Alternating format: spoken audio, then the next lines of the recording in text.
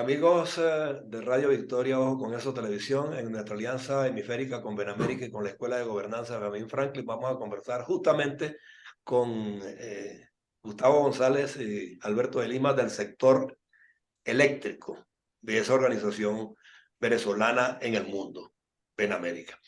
Pero yo quiero tocar un tema hoy que ya lo habíamos conversado previamente, pero que no lo profundizamos y es el de las energías no renovables.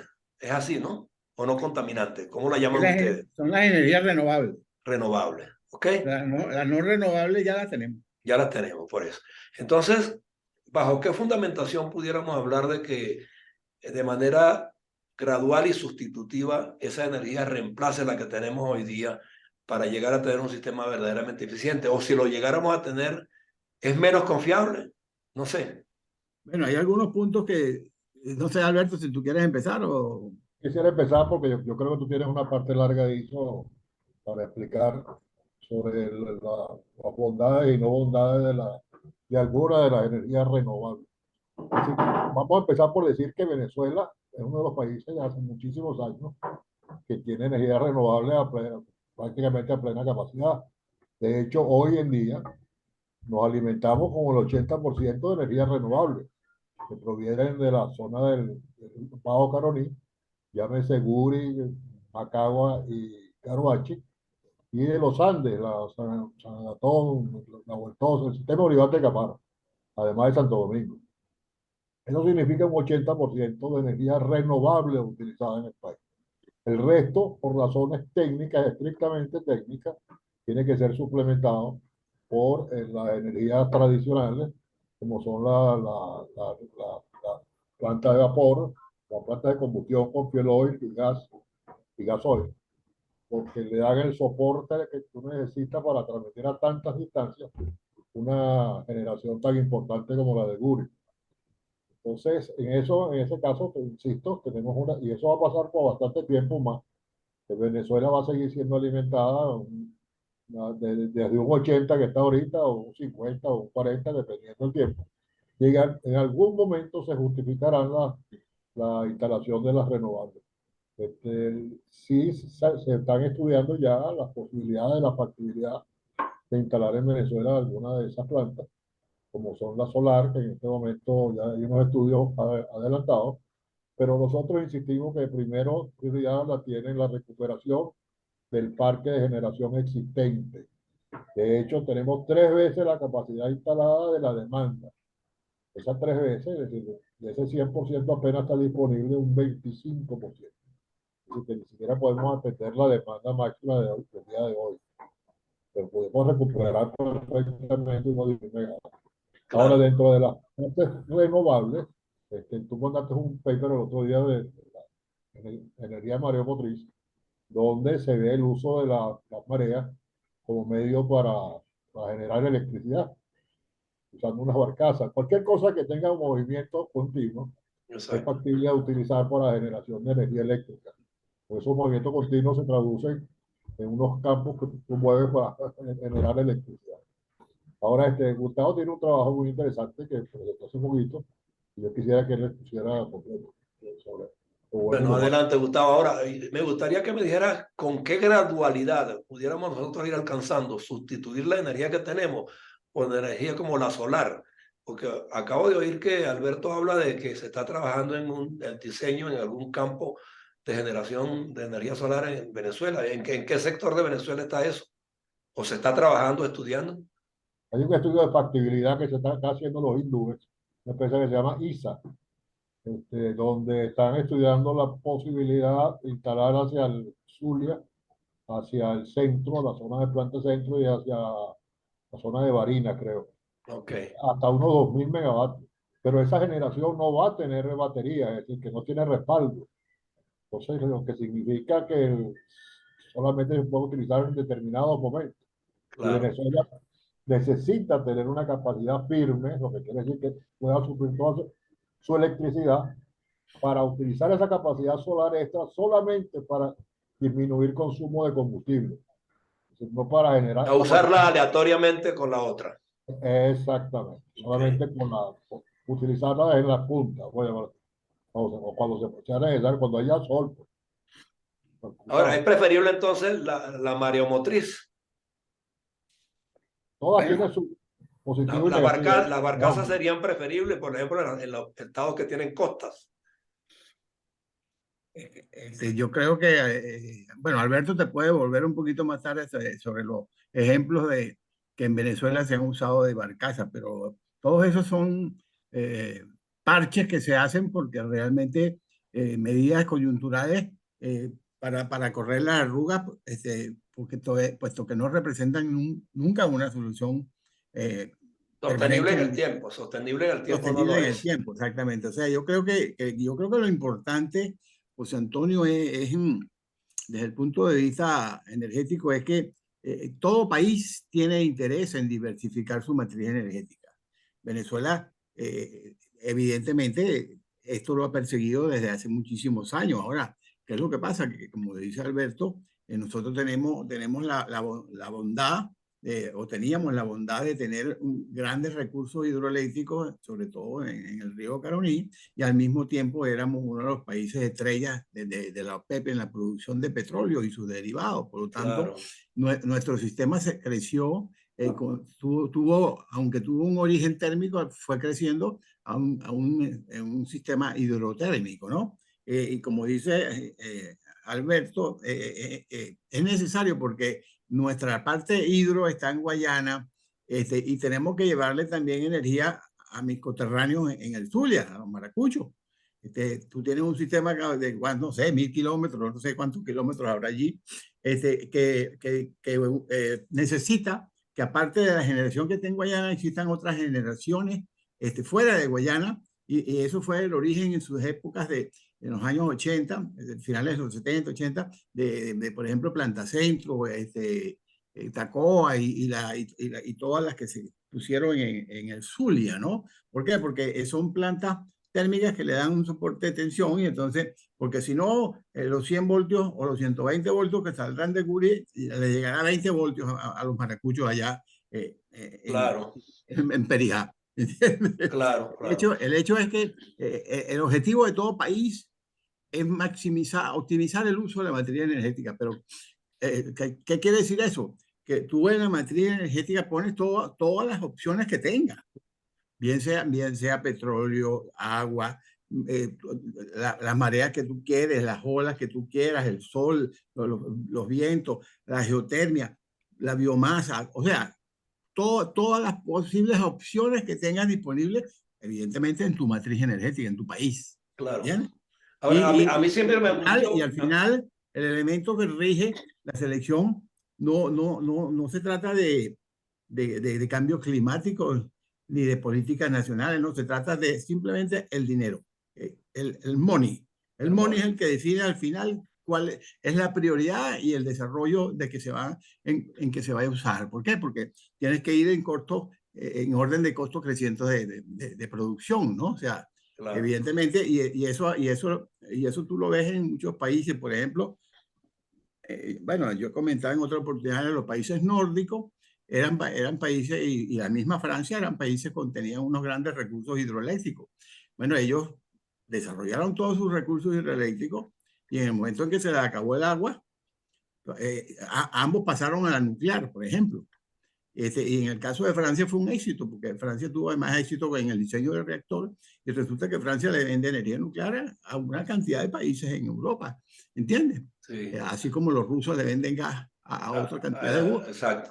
El problema está en depender de un outsider en tu consumo energético, ¿no? Claro, En el momento que te falla el gas ruso o que te pueda fallar la nuclear francesa, empiezas a tener problemas de racionamiento, problemas de déficit, ¿no? Entonces, en Venezuela, ¿cómo se va a desarrollar? Bueno, en la forma en que lo diga el dinero, los costos crecientes, o sea, en la forma en que sea más barato producirlo, claro. ¿entiendes? Ahora, Eso es así de sencillo. tú me estás hablando allí de un sistema, de sistemas eléctricos multinacionales. De Rusia Sí, a no sé dónde, de no sé dónde a la Comunidad Económica sí. Europea. ¿Por qué Venezuela, que es un solo país, teniendo un eje eléctrico como el del Caroní, toda la zona ascendente hacia llegar a Nueva Esparta, Sucre, Monaga, Anzoátegui, Guárico, ¿por qué todos esos estados no pudieron ser servidos de manera regular con la energía de acá y luego en esa ruta crear redistribución para los otros? No se pudo. Claro, claro que sí. Claro Está que sí. alimentando desde Guri, está alimentando todo Oriente, ¿Y por principalmente. qué se Porque va tanto la luz a Oriente, pues? bueno, porque tiene un solo cablecito. Es decir, Margarita tiene un solo cable. Ajá. Debe tener dos, que es lo normal por el N-1. Tiene un solo cable que alimenta la isla y siempre ha tenido un solo cable, porque el viejo lo supieron por este que está puesto. Eh, Alimentamos el sistema Y de Oriente. y ese cablecito del que tú hablas cuesta más o menos que construir un estadio? Esa es una pregunta bien interesante. Claro, porque me estás hablando de cuántos bueno, millones pues serían. no sabemos cuánto costaron los estadios, o sea, pero no importa. No, se dice que 70, otros dicen que 400. El caso es que hay un ñemeo que no se sabe, pero vamos a ponerle un promedio, pues 200 millones de dólares. Con 200 millones de dólares no se compraba el cable que dice Alberto que faltaría para que nunca fallara. Yo creo que ese es el costo, vamos a ver. Fíjate tú. Entonces, Ahora, el problema está, José Antonio, que el gas ruso para los países europeos el gas de Margarita es el cable, ¿entiendes? sí, Si le falta el cable, Margarita el tema, entra en déficit, pues. exacto. Claro, pueden haber muchos proyectos que seguramente, pero lo primero que hay que hacer, no solamente en el caso de Margarita, sino de Venezuela, es rehabilitar. Siempre hemos mencionado el hecho de que tenemos una capacidad instalada 3 veces el valor de la demanda. O sea, tenemos 35.000 megavatios y la demanda de 12.400 AP no la podemos ni suplir. Y por lo tanto hay siempre 1.500, 2.000 megavatios que hay que estar racionando. O sea, lo primero que hay que hacer, claro, ¿por qué? Porque los 35 megavatios, 1.000 megavatios, como dijo Alberto, solamente el 25% está disponible y de esos 25 estamos produciendo apenas 10. O sea, 8 hidráulicos y 2.000 térmicos. Ya no sé si los térmicos siguen siendo esta proporción, pero más o menos está 80-20. ¿Entiendes? O sea que tienes que racionar a juras penas. Entonces, ¿qué es lo primero que hay que hacer? Y eso sí lo hemos tratado e insistido todas las veces que hemos hablado. Lo primero que hay que hacer es rehabilitar el parque térmico que esté disponible y que sea factible rehabilitar. No es que vas a poder recuperarlo el 55, el 50% Pero de lo, Alberto que nos diga cuál está factible de recuperar y qué inversión se requeriría, pues, por ejemplo. Bueno, hay referencia del Zulia, lo que se llama la termozulia 1, 2, 3 y 4, que tiene unos 1.300 megavatios que pueden ser recuperados muy rápido y terminados en algunos casos otros, lo que se llama ciclo combinado. Entonces, bueno, ¿Qué llamas tú rápido? ¿Un año, 2 años? pues, cuidado si alguna de ellas mucho menos. Fíjate tú. Yo creo que Este, sí, yo creo que hay una Entonces el problema es de planificación y de interés, ¿vale? y De parte deseos de hacer. operativa también, y la parte de PDVSA, que el gas está muy limitado, ya que el gas nuestro que se usa para electricidad es en un 95% es un gas asociado a extracción de petróleo. Entonces, si tú bajaste de 3 millones de barriles diarios, ahorita estás 600.000, bueno, saca la cuenta cuánto gas menos tienes. Entonces, ese gas no puede ser, no tenemos gas para la industria eléctrica. eso es correcto. Y el otro combustible, que es el diésel, que también está muy escaso. Entonces, y lamentablemente yo no sé Pero qué este pasó caso es con porque dejamos caer la industria petrolera y porque ya punto. necesita ya la parte de refinación, que es la parte de diésel. Claro. Entonces, también está escaso. Entonces, nosotros tuvimos una reunión hace muy poco con los petroleros, con algunos ex petroleros. Estuvimos conversando sobre ese tipo de cosas. Y nosotros le preguntamos a ellos por qué que se echaron la orimulsión. Pero Ajá. ya tenía un mercado de 12 países que estaban comprándola. Oye, yo anoche estaba pensando en la orimulsión, que era un tema que iba a tocar con cualquiera de los petroleros que me tocara hablar esta semana. Eso Ellos también, desapareció, no lo mencionaron más nunca. hay unos que están a favor y otros que están en contra, de la reunión que tuvimos Gustavo y yo. Ajá. Pero sigue siendo un recurso que está ahí. Ahora, que tiene huellas de carbono, bueno, para eso hay filtros. Entonces, pero es un guri que tienes ahí en la paja petrolífera de orimulsión. Es un guri más. Exactamente, porque yo creo que más que guri, pues, es un recurso demasiado grande que tienes ahí en el subsuelo, que no lo vamos a tener que tragar si no lo usamos. Si no lo usamos. Ahora, yo creo que lo primero que hay que hacer es tratar de rehabilitar lo necesario para reducir o eliminar el racionamiento y seguir creciendo esa rehabilitación hasta que podamos tener una cierta reserva, ¿no? Operativa. Eso trae un beneficio doble,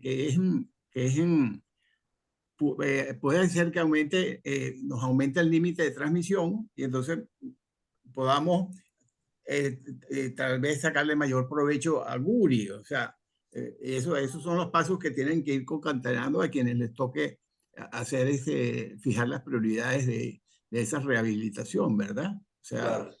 En otras palabras, Gustavo, que eso es importante lo que acabas de decir.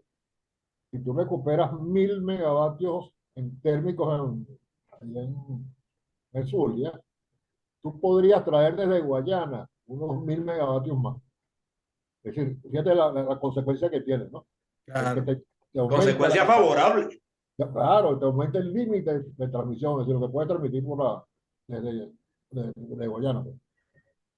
Ahora, cuando tú me hablas, estuvimos reunidos, es gente del sector privado, el sector oficial está desentendido de esta temática, no los convoca, no produce reuniones conjuntas. O sea, ¿cuál es Bueno, la... no, nosotros realmente con el sector oficial, yo no sé quién se reúne, pero nosotros no nos reunimos nunca con el No, sector por eso oficial. digo, no convocan a nadie de los que saben de eso entonces. No están interesados en No, el no, es que tema. no, ellos no tienen ningún interés en hablar con los que sepan de eso. Ahí O sea, está el eso no, detalle, ahí está el detalle.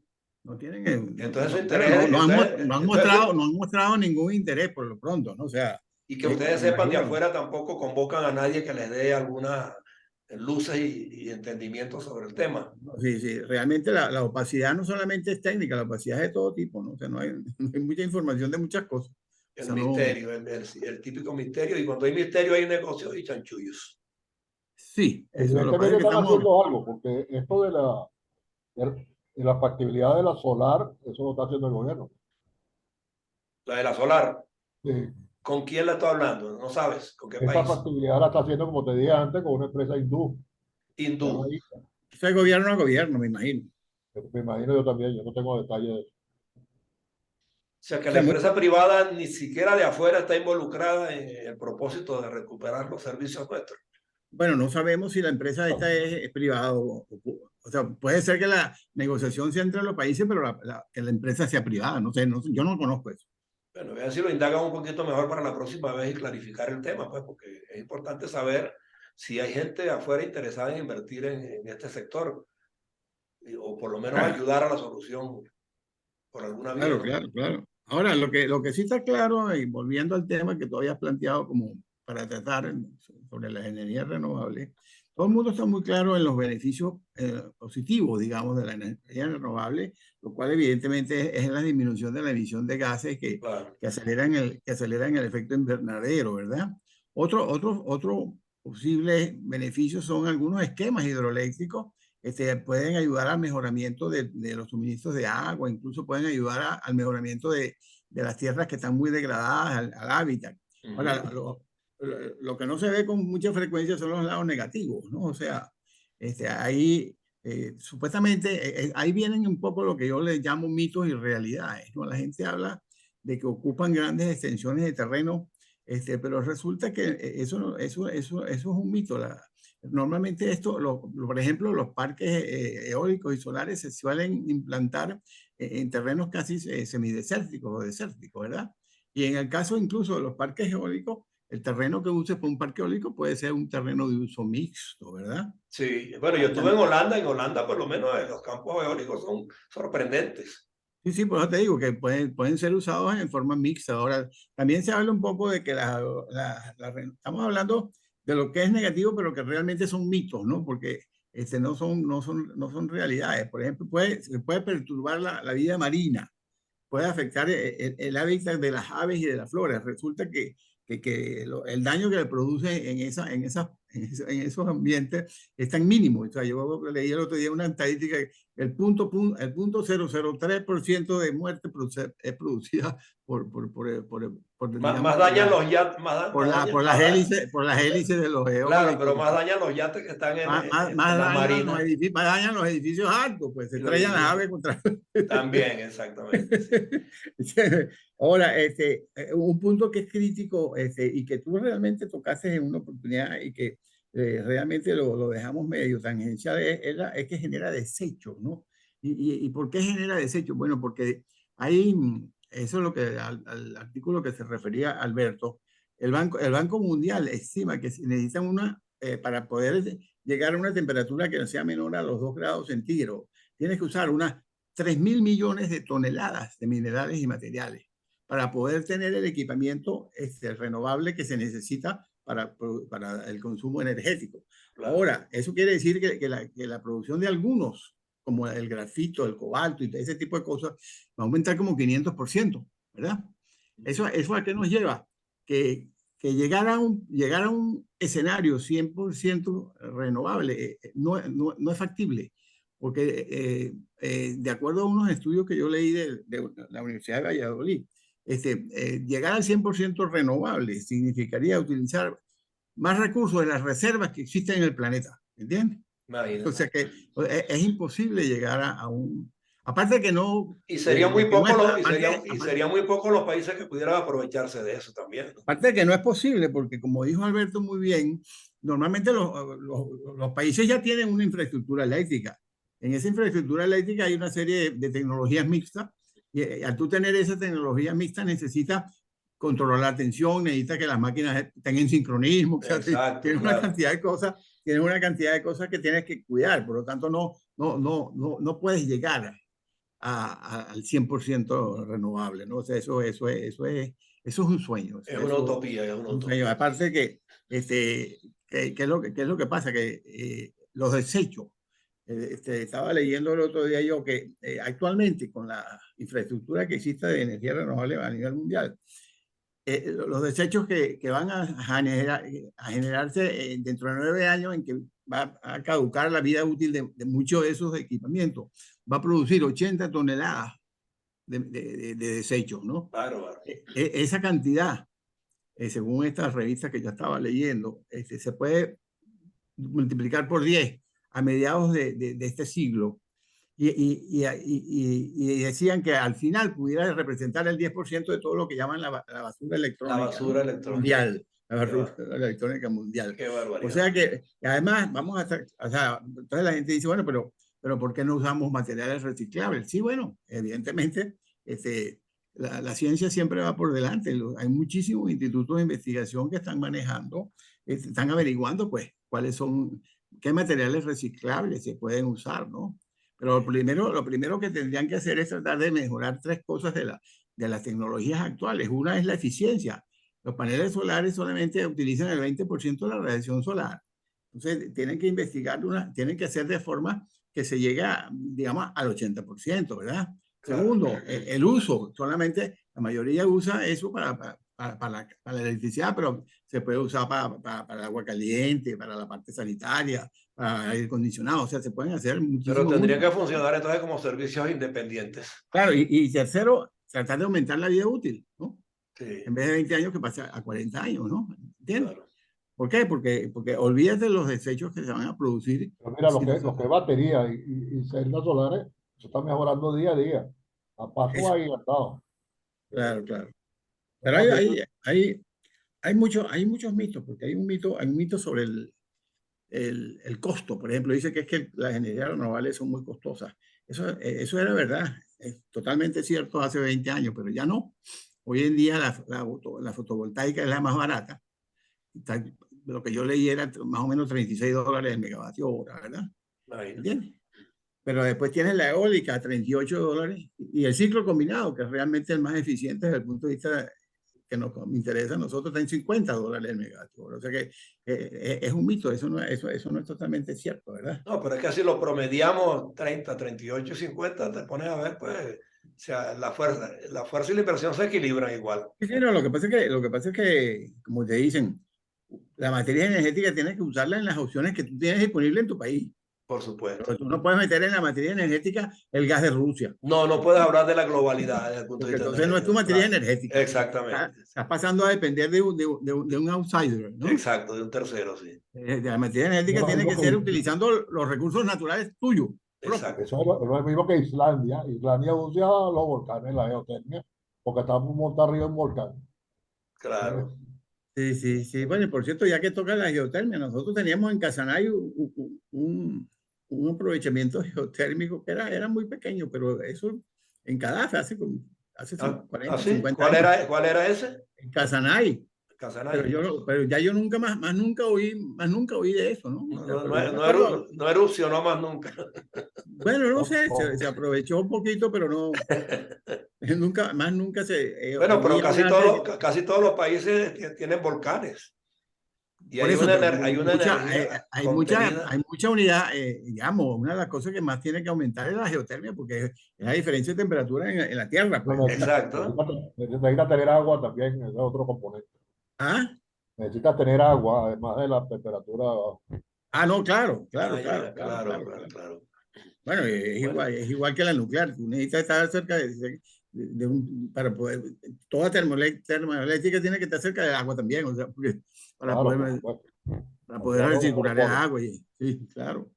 O sea, bueno, lo que te quiero decir es que hay ese lado es bien interesante, este, la parte de los desechos, porque hay materiales que usan, por ejemplo, los paneles solares que no son reciclables, o sea, la plata, el plomo, el cadmio, entonces, no es sí, reciclable, no es ¿me entiendes? reciclable. O sea, Pero, tendría que diseñar nuevos metales, por ejemplo, las baterías casi todas son de litio, pero bueno, parece que están investigando otras nuevas en base a lo que llaman naión, o sea, sodio con ion, sodio y ion, pero esos son proyectos que están apenas empezando, sí, sí, son no, objetivos, ¿no? O sea, sí. por no decir sueños todavía, pues no son realidades, Tan incipientes, pues. no son realidades, son demasiado incipientes, Claro, exactamente. claro, claro.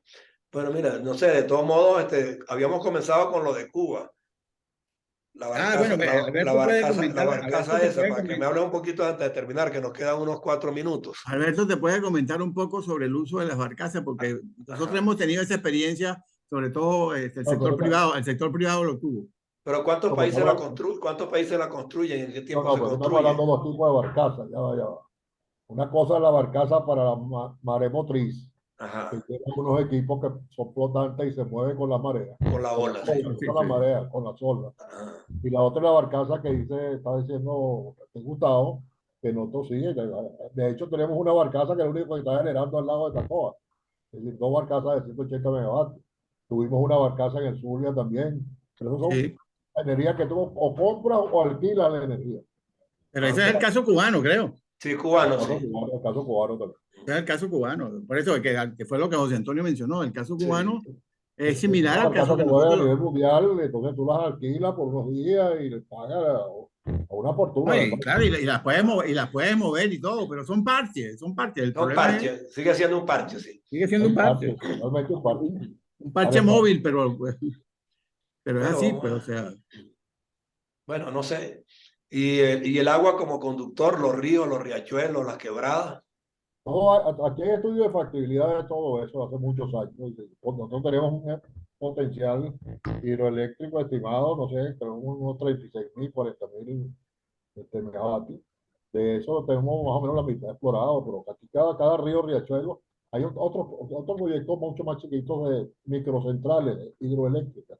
Ajá. Está desarrollado bastante allá hacia la zona de Bolívar, por la influencia de ellos, para los indios, para darle Para, minería que pequeñas comunidades, no, no, pequeña comunidad, sistemas claro, aislados que llaman. claro, aislado.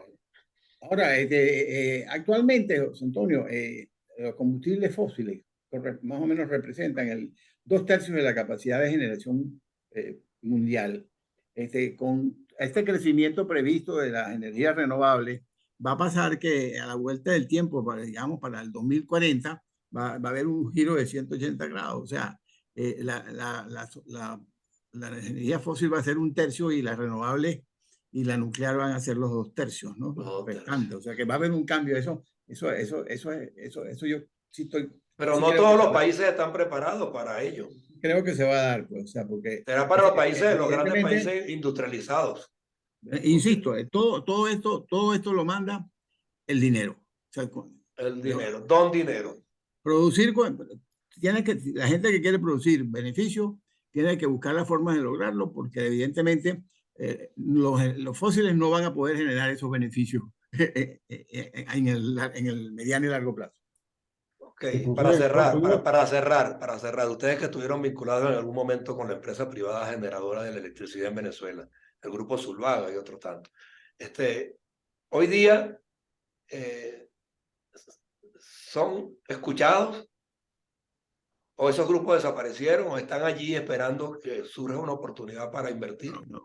El grupo Zuluaga es un grupo de opinión, o sea, nosotros no, si no nos escuchan es porque no les da la gana, pero nosotros emitimos la opinión sobre los temas que son de nuestro interés y sobre los cuales podemos realmente No, opinar. y sobre lo que hubo experiencia positiva también. Por la experticia que tenemos, pues Claro. nosotros estamos en el campo de la energía y sobre todo en el campo eléctrico, ¿no? Exacto.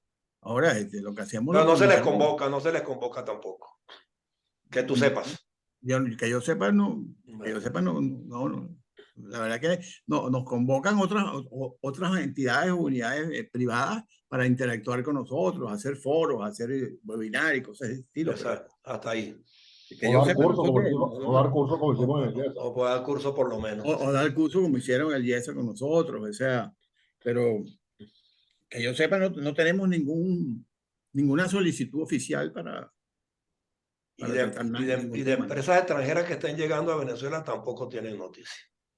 Yo creo que lo que pasa es que se están yendo las que quedan, pero se están creo yendo que están llegando. Que es peor. Yo creo que se están yendo, las pocas que quedan se están yendo, pero no que estén llegando. No están llegando. Bueno, de todos modos, como este programa es prácticamente semanal con ustedes, entonces, bueno, la semana que viene veremos qué otros aspectos relacionados con esta temática tocamos y a ver si en verdad pues surge por allí alguna pretensión de rescatar el sector eléctrico, porque están hablando de 500 millones de inversiones en una refinería en Paraguaná. Y oye, si la mitad de eso se lo dan al sector eléctrico y trabajan en paralelo los dos, la recuperación de la refinería y el sector eléctrico, yo creo que ganamos más. Pero si todo se va a ir en el sector petrolero, petroquímico, recuperando una refinería para una nación que lo viene a hacer, ni siquiera son los técnicos nuestros, no sabemos tampoco si eso va a resultar. Bueno, la verdad es que si recuperan energía nos están ayudando un poco, ¿no? Ayudaría. Sí, si recuperan refinería nos están ayudando un poco. Pero nadie que va a invertir 500 millones de dólares te va a dar el producto a ti hasta que no se cobre. Lo que no ayudan son los estadios de béisbol, eso sí creo que no ayuda. Para nada. Eso consume bastante electricidad, por cierto, cuando juegan de noche. Bueno, de todos modos, entonces la semana que viene nos vemos de nuevo, si Dios quiere. ¿Cómo no? Con mucho gusto, José Antonio. Ok. Siempre a tu orden. Bueno, Gustavo González, Alberto de Lima, pues en el sector energía de Benamérica, en nuestro programa hemisférico a través de Radio Victoria o con esa televisión, en alianza con la Escuela de Gobernanza Benjamin Franklin. Gracias por acompañarnos. Nos vemos muy pronto. Buenas tardes. Hasta luego. Hasta luego. Gracias. Hasta luego.